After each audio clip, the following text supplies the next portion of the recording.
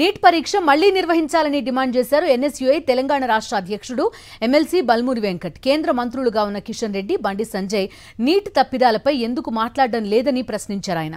Neat పరీక్షలో జరిగిన తప్పిదాలకు బాధ్యత వహిస్తూ కేంద్ర మంత్రి ధర్మేంద్ర ప్రధాన్ రాజీనామా చేయాలని, ప్రధాని మోదీ దేశ ప్రజలకు క్షమాపణ చెప్పాలని డిమాండ్ చేశారు.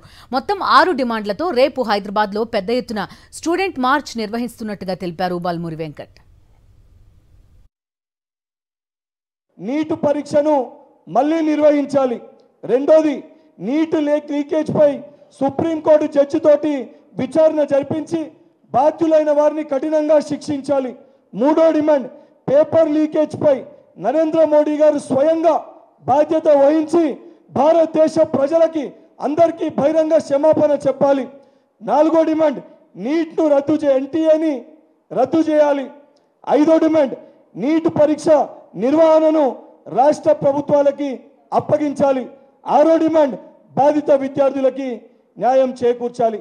ఈ 6 డిమాండ్లతోటి రేపు పెద్ద ఎత్తున నీట్ సమస్యల పరిష్కారానికై స్టూడెంట్స్ మార్చ్ పేరుట పెద్ద ఎత్తున స్టూడెంట్స్ మార్చిని చేయబోతున్నాం.